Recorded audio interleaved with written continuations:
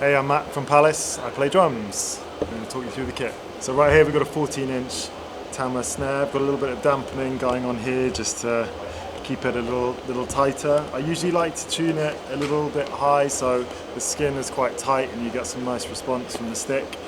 Lots of sort of rolls and stuff. It feels good to play. And yeah, this is actually a higher one. It's not my own, but it's a cool colour. It's a cool vibe. So yeah, I'm very happy with it. Sounds great. We've got a 12-inch rack tom here, 16-inch floor tom, and a 22-inch kick. This is actually a maple kit, although usually I play a birch babinga, but this is a higher kit for this tour. But the maple kit sounds amazing. It's super warm and really boomy and big, which is a real thing for our sound. We've got some Remo Ambassador coated heads here. I like to play coated. They're just a bit warmer, last a lot longer than the single ply clear. The floor tom I like to keep pretty deep and open and boomy, so it really kind of rings out. It's really like deep and resonant.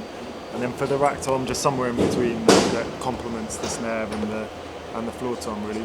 And on the kick we've got a Remo Power Stroke. It's a clear one here. It's got some really nice attack, and the rings around the outside give it some nice little dampening. So it feels really good to play that one. We've got an Istanbul. This is a Cindy Blackman signature 16-inch crash. It's very like quick. And it's got a kind of quick decay, but it just sounds awesome. And I've got this little chain on here to give it a little bit more kind of resonance. It sort of rings out a little bit more. It just sounds pretty cool and kind of complements the sound of the other cymbals because it's a little bit different. These are much more washy. This is much quicker. These are some vintage Sabian hi-hats that I picked up in a drum shop in London. I don't even know what they are, but they just sound amazing and they feel really good to play. So it's super kind of faded. I can't really make anything out on them, but I've had these a really long time. Right here we've got a Zildjian K Dark Crash 16-inch. This is my main crash cymbal.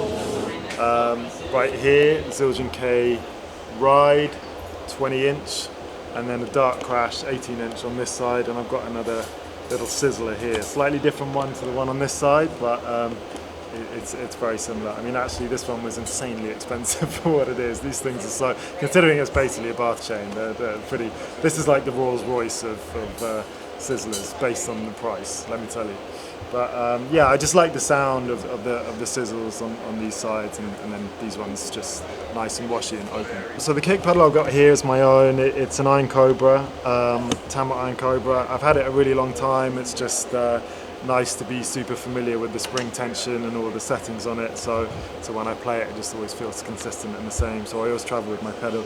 I've added this little strip of skateboard grip tape on top, which just it adds a little bit of grip, which is cool. And yeah, I've been playing this pedal a long time, so just super familiar. I've got these ProMark 5As, pretty standard to be honest, but the ProMark ones I just feel they're just a great weight. They feel really nice to play. But yeah, nothing too out of the ordinary there, pretty standard, but they feel great. I've also got these mallets here, which are lots of sort of cymbal rolls and vibey stuff, and then I use a hot rod for a couple of songs on the hi-hat just to make it a bit lighter, a bit softer. And the stick on the snare and hot rod on the hi-hat just for a bit of variation. And that's it with the sticks. For the electronics, I've got an SPD here, but what I really use it for is just triggering.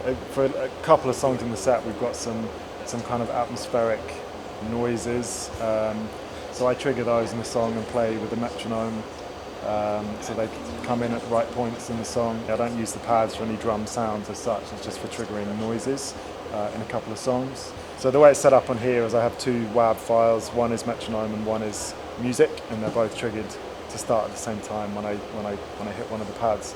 So I don't use the metronome built into the SPD, and I don't have it coming from front of house. I trigger it here, the WAVs are saved onto here, so they trigger at the same time.